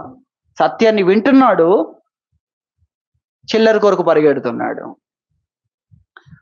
సత్యాన్ని ఒప్పించే వ్యక్తి కావాలి. సత్యం విన్న ప్రజలు దాన్ని స్వీకరించట్లేదు, స్వీకరింప చేసే వ్యక్తి కావాలి. ఆయనున్నాడు ఈరోజు సంఘములో, ఆయనున్నాడు. సంఘం బలహీనమైందే, కానీ సంఘములో ఎవరున్నారు? కడవరి మందిరపు మహిమను, మొదటి మందిరము యొక్క మహిమను మించునట్లుగా చేయగలిగిన పరిశుద్ధాత్ముడు ఉన్నాడు అనే విషయాన్ని మనం గుర్తించాలి దేవుని వాక్యంలో. కాబట్టి ఇక్కడ మనం గుర్తించాలి, కడవరి మందిరం యొక్క మహిమ మించాలనుకుంటున్నాడు. సొలొమోన్ కట్టిన మందిరం ఉంది కదా, దాని మహిమ ఉంది కదా. ఏంటా మహిమ? యాజకులే లోపల అడుగు పెట్టలేకపోయారు. మహిమ అంటే ఏమనుకుంటున్నారు మీరు? దేవుని శక్తి ఎలాంటిదో తెలుసా? దైవ సేవకులే వెళ్ళి మొట్టమొదటిగా ఎవరు అడుగు పెడతారండి? దైవ సేవకులు మొట్టమొదటిగా ఒక పెద్ద మందిరాన్ని నిర్మించినప్పుడు, దేశము ప్రపంచ నలుమూల నుండి వచ్చినప్పుడు గొప్ప దైవజనులు అడుగు పెడతారంటే వాళ్ళే అడుగు పెట్టలేకపోతున్నారు. ఆ మంటను, ఆ మహిమను, ఆ గొప్పతనాన్ని, ఆ ప్రభావాన్ని వారే తట్టుకోలేక బయటకు వచ్చేశారు. ఎటువంటి మహిమ! మొదటిగా అక్కడ దేవుడు, ఆయన శక్తి ఎంత గొప్పగా ఉంది. దాన్ని మించాలి అంటే ఏంటి? ఈ రోజున దైవ సేవకుల కంటే మానవ అధికారాలు గొప్పగా ఉన్నాయా లేవా? ఏంటండి? ముఖ్యమంత్రి, ప్రధానమంత్రి, రాష్ట్రపతి, ఇవే కాదు, నియంతలు ఉన్నారు. మేము రాజులం అని వాళ్ళు కొన్ని దేశాలు ఉన్నారు. ఎవరిని కేర్ చేయరు, ఎవరిని రానివ్వరు. మీరు ఎవరైతే మాకేంటి, మీ దేశంలో చూసుకోపో, ఇంటర్నేషనల్ కోర్ట్ అయితే నాకేంటి అంటాడు. అలాంటి నియంతలు కూడా ఉన్నారు. అలాంటి నియంతలు ఉన్న స్థలాల్లో కూడా వారు కూడా గడగడ వణికింప చేయగలిగిన దేవుని మహిమను గూర్చి వాక్యం తెలియజేస్తుంది అన్న సత్యాన్ని మనం గుర్తించాలి. దేవుని వాక్యంలో మనం చూస్తే చూడండి, దేవుని వాక్యంలో 102వ కీర్తన 102వ కీర్తన చూస్తే 15-16 వచనాల్లో, అప్పుడు అన్యజనులు యెహోవా నామమునకును భూరాజులందరూ నీ మహిమకును భయపడెదరు. అప్పుడు ఏం జరుగుద్దంట? అన్యజనులు దేవుని నామానికి, భూరాజులందరూ దేవుని మహిమకు భయపడెదరు. ఎందుకనగా యెహోవా సీయోను ఏం చేశాడు? కట్టి ఉన్నాడు. ఆయన తన మహిమతో ప్రత్యక్షమాయెను. దేవుడు సంఘాన్ని గూర్చి, సార్వత్రిక సంఘాన్ని గూర్చి, ప్రపంచ వ్యాప్తముగా ఉన్న మేమందరం ఒకే ఒక సంఘం అన్న భావన కలిగినప్పుడు కట్టబడడం, అందులో దేవుని మహిమ ప్రత్యక్షమవుతుంది అనేది ఇక్కడ చెప్తున్నాడు. అప్పుడు ఏం జరుగుతుంది? అన్యజనులు యెహోవా నామమునకు, భూరాజులందరూ నీ మహిమకు భయపడతారు అని దేవుని వాక్యం తెలియజేస్తుంది. సియోను కట్టాలి అనగా దేవుని సంఘాన్ని, ప్రపంచ వ్యాప్తంగా ఉన్న దేవుని సంఘం ఒకే భావనలో, ఒకే ఐక్యతలోనికి రాగలిగిన సంఘ ఉజ్జీవం. తరువాత అన్యజనులు వారిని ఏలుతున్న రాజుల సంగతి. నీకు అర్థమైందా? మొట్టమొదటిగా సంఘం సియోను కట్టినప్పుడు అన్యజనులందరూ, భూరాజులందరూ దేవుని మహిమకు భయపడతారు. 48వ కీర్తన చూడండి, మొదటి నుండి 6 వచనాలు మనం చూస్తే, మన దేవుని పట్టణమందు, ఆయన పరిశుద్ధ పర్వతమందు యెహోవా గొప్పవాడును బహు కీర్తనీయుడనై ఉన్నాడు. ఉత్తర దిక్కున మహారాజు పట్టణమైన సియోను పర్వతం రమ్యమైన ఎత్తుగల చోట నుంచబడి సర్వభూమికి సంతోషకరముగా ఉన్నది. దాని నగరులలో దేవుడు ఆశ్రయముగా ప్రత్యక్షమగుచున్నాడు. రాజులు కూడిరి, వారు ఏకముగా కూడి వచ్చిరి. వారు దాన్ని చూచిన వెంటనే ఆశ్చర్యపడిరి, భ్రమపడి త్వరగా వెళ్ళిపోయిరి. వారచ్చట నుండగా వణుకును ప్రసవించు స్త్రీ వేదనయు వారిని పట్టెను. ఇక్కడ మనం చూస్తున్న దేవుడు ప్రత్యక్షమవుతున్నాడండి, ఆశ్రయంగా. అంటే వచ్చిన ప్రతి వ్యక్తికి ఆయన కనపరుచుకుంటున్నాడు, ఆశ్రయాన్ని ఇస్తున్నాడు. ఆశ్రయముగా ఆయన చూపించుకుంటున్నాడు. ఇక అటువంటి విషయాలు విన్నారు, అధికారులు విన్నారు, రాజులు విన్నారు. విని రాజులు కూడిరి, వారు ఏకముగా కూడి వచ్చిరి. అందరూ ఒకేసారి ఎట్లా వస్తారండి? ఒకరినొకరు సమాచారం ఇచ్చుకొని వెళ్దామా లేదా, ఎప్పుడు వెళ్దాం, ఏ టైంలో వెళ్దాం అనుకుంటేనే అందరు కలిసి వస్తారు. అందరూ కలిసి ఆ రావాలి అనే అంత ఆ ఉత్కంఠను సంఘము కలిగించింది, సంఘములోని దేవుని మహిమ కలిగించింది అనేది ఇక్కడ వాక్యములో వ్రాయబడింది. ఇలా ఎప్పుడు జరిగింది? ఎప్పుడు జరిగిందండి? ప్రపంచంలోని రాజులందరూ ఏకముగా దేవుని మహిమను చూడడానికి కలిసి వచ్చిన రోజు ఎప్పుడు? రానప్పుడు వస్తుందని కదా. రాలేదు అంటే వస్తుందని కదా. అపోస్తల దినాల్లో ఆ రాజులే కదిలి రాలేదు. ఆ రాజులే ఏం చేశారు? హేరోదు పేతురును బంధించి లోపలి పెట్టాడు. ఆ రాజులే వారందరూ ఒకరినొకరు చెప్పుకొని వచ్చి భయభక్తులతో వచ్చిన దినం అక్కడే మనం చూడలేదు. మరి ఇది ఎప్పుడు జరుగుతుంది? జరగాలి కదా. దేవుడు జరిగిస్తాడన్న విషయాన్ని మనం గుర్తించాలి. కాబట్టి వారందరూ వచ్చిన వెంటనే అదేమన్నా మహిమ, ఏది మానవ కృత్రిమైన కార్యాల, మానవ శక్తి సామర్థ్యాలతో కనిపించే లైటింగ్ సిస్టమ్ అదేమైనా కాదు, దేవుని మహిమ. కాబట్టి వారు అచ్చట నుండగా వారు వచ్చారు, ప్రపంచమంతా చూస్తుంది, మనం కూడా చూడాలి అని వచ్చారు. కానీ చూసి తట్టుకోలేకపోయారు. ప్రసవించు స్త్రీ వేదన వారిని పట్టింది. గడగడ వణుకుతున్నారు, ఉండలేం దేవుని సన్నిధిలో. ఆ రోజున సొలొమోను ద్వారా కట్టబడిన ఆలయంలోనికి దేవుని మహిమ వచ్చినప్పుడు యాజకులే నిలువలేకపోయిరి, వారే ఉండలేకపోయారు, ఆ మహిమను ప్రభావం తట్టుకోలేకపోయారు. ఇక రాజులు, అటువంటి దాన్ని గురించి దేవుడు మాట్లాడడం వాక్యంలో చూస్తున్నాం. ఎప్పుడు జరిగింది? ఎప్పుడు జరిగింది? ఈ కీర్తన రాసిన తర్వాత, వీరు చెప్పిన తర్వాత ఎప్పుడు జరిగింది ఆ విషయం? ప్రపంచంలో రాజులందరూ కలిసి వచ్చిన ఒక స్థలం ఎక్కడ? అక్కడి నుండి ప్రపంచ వ్యాప్తముగా దేవుడు ఆశ్రయముగా ప్రత్యక్షమైన సందర్భం ఎప్పుడు? దాని గురించి వాక్యం తెలియజేస్తుంది. అది మనం గుర్తించాలి. అలాగే దేవుని వాక్యంలో యెషయా గ్రంథం 2వ అధ్యాయం 2వ వచనంలో మనం చూస్తున్నాం, అంత్య దినములో పర్వతముల పైన యెహోవా మందిర పర్వత శిఖరమును స్థిరపరచబడి కొండల కంటే ఎత్తుగా ఎత్తబడిన ప్రవాహం వచ్చినట్టు సమస్త అన్యజనులు దానిలోనికి వచ్చెదరు. దేవుని మందిరం కొండల కంటే ఎత్తుగా ఎత్తబడినప్పుడు అన్యజనులు ఎలా వస్తారు? ప్రవాహం వలె వస్తారు. దేవుడు తన మందిరమును హెచ్చించబోతున్నాడు కొండల కంటే ఎత్తుగా. అంటే ఎత్తుగా ఉన్నవి, ఆకర్షించే వాటన్నిటికంటే ఎత్తుగా, అధికారాల కంటే ఎత్తుగా, ఈ లోకములో మనుషులను ఆకర్షిస్తున్న విషయాల కంటే ఎత్తుగా దేవుడు సంఘాన్ని హెచ్చించబోతున్నాడు. అప్పుడు ప్రవాహం వచ్చినట్లు సమస్తమైన అన్ని జనులు దానిలోనికి, ఆ ఎత్తబడిన సంఘములోనికి వస్తారని వాక్యము తెలియజేస్తుంది. ఇంతకుముందు కీర్తనల గ్రంథంలో చూసాం, హగ్గై ప్రవక్త ద్వారా చూసాం. ఒక 7 సందర్భాలు నేను మీకు గుర్తు చేస్తాను. యెషయా గ్రంథంలో మనం చూస్తున్నాం. యెషయా గ్రంథం 49వ అధ్యాయంలో కూడా 6-7 వచనాల్లో ప్రపంచము కొరకు దేవుడు ఏర్పాటు చేసుకున్న వ్యక్తిని గురించి మనం చూస్తున్నాం. అతని దగ్గరికి రాజులందరూ వస్తున్నారు.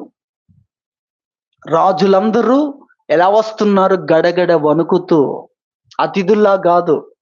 వారు అలా వస్తున్నారని 6-7 వచనాలు మనం చూస్తున్నాం. తర్వాత అక్కడ 6-7 వచనాల్లో ఆ విధంగా దేవుడు రాజులు గుర్తించే విధానంలో దేవుడు ఏర్పాటు చేసుకున్నాడన్న విషయాన్ని యెషయా గ్రంథంలో మనం ఈ విషయాలు చూస్తున్నాం.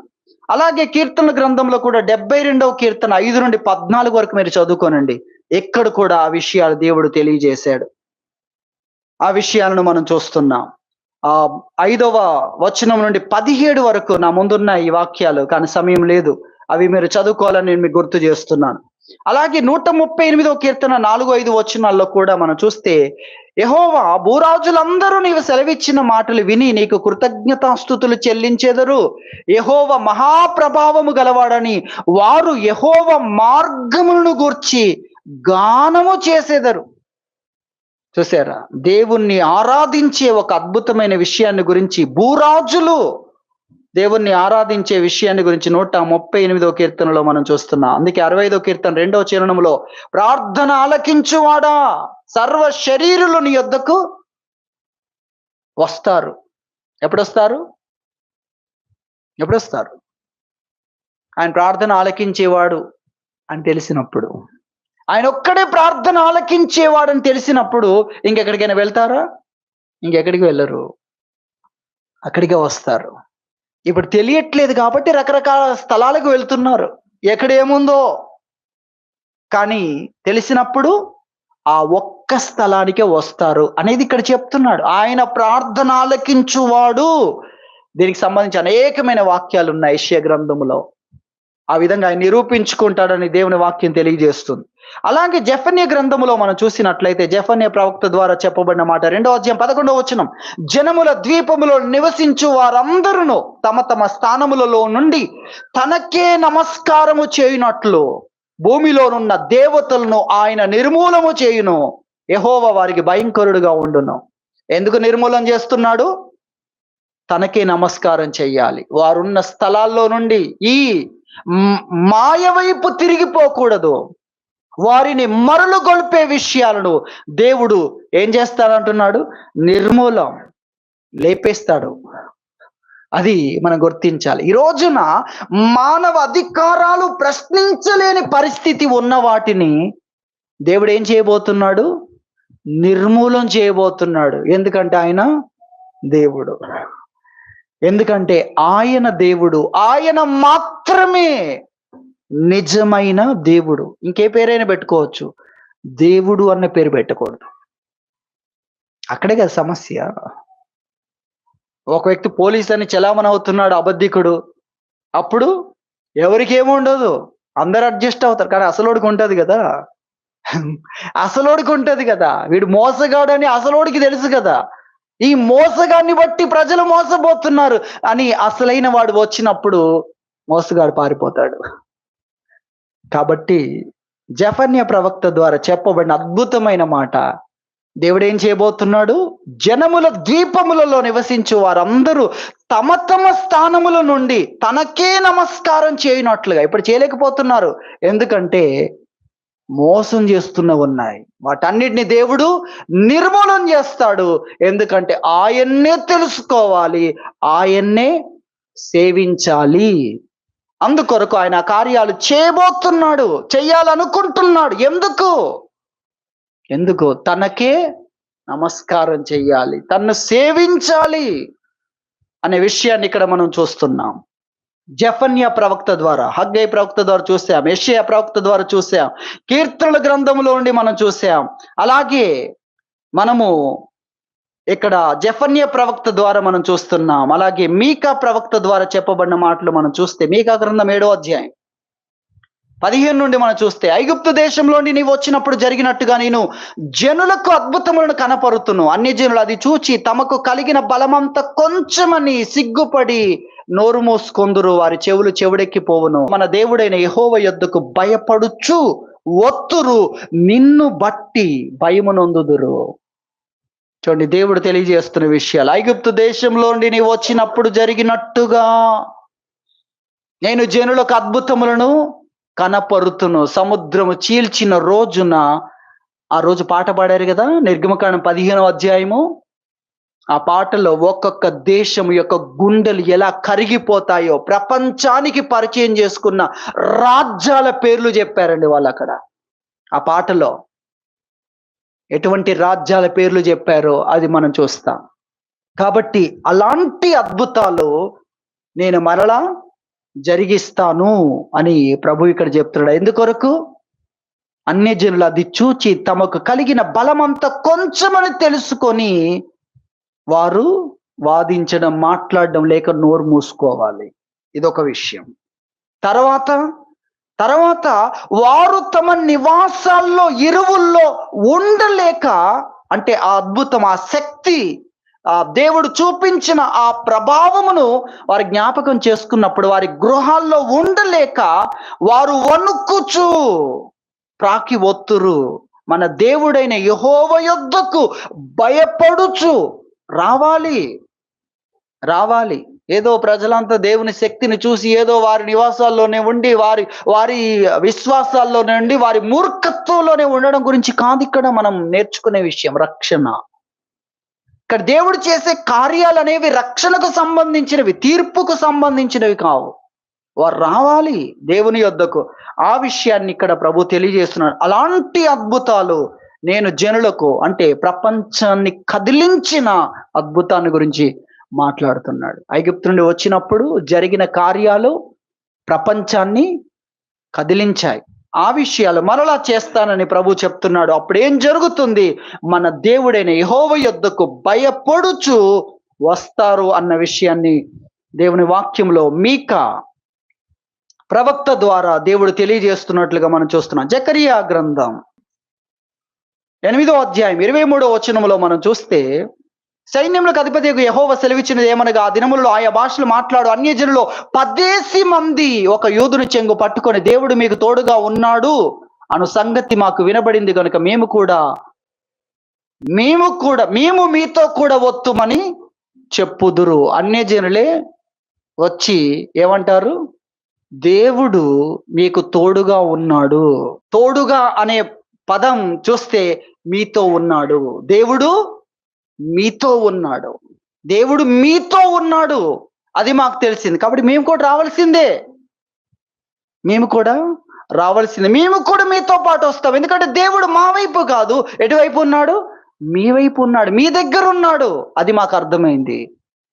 వారితో లేడని, అలాగే క్రైస్తవులతో మాత్రమే ఉన్నాడని తెలిసినప్పుడు అన్యజనులు ఏం చేయాలి? అక్కడికే రావాలి అన్న విషయాన్ని ఇక్కడ మనం చూస్తున్నాం. ఆ విధంగా అన్యజనులు చెప్తారు అనేది మనము జకరియా గ్రంథం 8వ అధ్యాయం 23వ వచనంలో మనం చూస్తున్నాం. ఇవన్నీ కూడా ప్రవక్తల ద్వారా దేవుడు తెలియచేసిన కొన్ని విషయాలు, ఒక 6-7 విషయాలు మీకు గుర్తు చేస్తున్నాను. అలాగే మనము ముగింపులోనికి రావడానికి కొరకు లూకాసు వార్తలో ఒక వాక్యాన్ని చదువుకుందాం. 14వ అధ్యాయం 23వ వచనం. అందుకు యజమానుడు, నా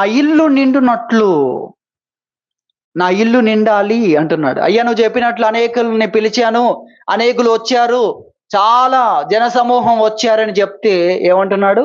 ఇంకా నా ఇల్లు నిండలేదు, నా ఇల్లు నిండాలి. నా ఇల్లు నిండునట్లు నీవు రాజమార్గంలోనికి వెళ్ళు, కంచెల్లోనికి వెళ్ళు, అన్ని చోట్లకు వెళ్ళి అక్కడున్న వారిని ఏం చేయాలి? బలవంతం చేయి. అంటే అర్థం ఏంటంటే, ఈ మహిమను చెప్పు అని దాని యొక్క అర్థం. ఈ విందు ఎలాంటిదో నువ్వు తెలియచేయి. అది ప్రభు ఇక్కడ తెలియజేస్తున్నాడు. నా ఇల్లు నిండాలి. అప్పటికే అనేకుల్ని పిలువబడిన వారు అనర్హులుగా ఉన్నారు గనుక అనేకుల యుద్ధకు పంపించాడు. అనేకులు వచ్చారు. వారితో ఆ పెళ్లి శాల నిండినట్లుగా అక్కడ కనబడుతుంది. కానీ కొన్ని ఖాళీలు ఉన్నాయి. ఖాళీలు ఉండడానికి వీలు లేదు. నా ఇల్లు నిండాలి అంటున్నాడు యజమానుడు. మీకు అర్థమవుతుందా? ఆయన ఇల్లు ఏం కావాలి? నిండాలి. ఆయన ఇల్లు నిండాలి. ఎక్కడికి మనల్ని పిలుస్తున్నాడో అది నిండాలి మనుషుల చేత. అందుకోసం అది నిండాలి అన్న విషయాన్ని ప్రభు తెలియజేస్తున్నాడు. పేతురు రాసిన 2వ పత్రిక, చివరిగా పేతురు రాసిన 2వ పత్రిక 3వ అధ్యాయం 9వ వచనం మనం చూస్తే, కొందరు ఆలస్యం ఎంచుకున్నట్లు ప్రభు తన వాగ్దానమును గురించి ఆలస్యం చేయవాడు కాడు గాని ఎవడును నశింపవలనని ఇచ్చేయింపక అందరూ మారు మనసు పొందవలనని కోరుచు తన రాకడ ఆలస్యం చేస్తున్నాడు. ఎందుకు తన రాకడ ఆలస్యం చేస్తున్నాడు? ఎవ్వరూ నశించకూడదు, అందరూ మారు మనసు పొందాలని రాకడను ఆలస్యం చేస్తున్నాడు. ఈ లోపు కొంతమంది ఏమైంది? దేవుడు చెప్పాడు కదా, ఆ రోజు ఉన్నట్టే ఈ రోజు ఉంది అని అపహాసకులు వచ్చి అపహసిస్తారు. కానీ మీరు ఒక సత్యం తెలుసుకోవాలి. దేవుడు ఎందుకు ఆలస్యం చేస్తున్నాడు తెలుసా? ఎందుకు ఆలస్యం చేస్తున్నాడు? అందరూ రావాలి. ఏ వ్యక్తి నశించకూడదు. అందరూ రాగలిగిన అవకాశాన్ని నేను కలిగించాలి. అది దేవుడు చూస్తున్నాడు. రాకడ ఆలస్యం చేయడంలో ఆయన ఉద్దేశం అందరూ మారాలి. కానీ మనకు కనబడుతుంది ఏంటి? రాకడ ఆలస్యం చేస్తే ఆ 10 మందిలో 10 మంది కన్యకల్లో 5గురు ఎలా ఉన్నారు? నిర్లక్ష్యంగా ఉన్నారు. 5గురు సిద్ధంగా లేరు. 5గురు సిద్ధపడిన కోల్పోయారు. ఏర్పరచబడిన వారే బలహీనమవుతున్న పరిస్థితి. కానీ ప్రభు ఉద్దేశం ఏంటంటే వీళ్ళే కాదు, నశించే వారిలో అనేకులు రావాలి. అందుకు రాకడ ఆలస్యం చేస్తున్నాడు. మరి రాకడ ఆలస్యం చేస్తుంటే ఈ లోపల అలా జరుగుతున్న సింప్టమ్స్ ఏమి కనిపించట్లేదు. బస్సు నిండాలంటే ఉన్నోళ్ళే దిగిపోతున్నారు లేట్ అని కదా. మీకు అర్థమవుతుందా? అని బస్సు డ్రైవర్తో, ఆలస్యం చేస్తున్న దేవునితో నువ్వు చెప్తే ఆ దేవుడు ఈ విషయాలన్నీ బయలుపరుస్తాడు.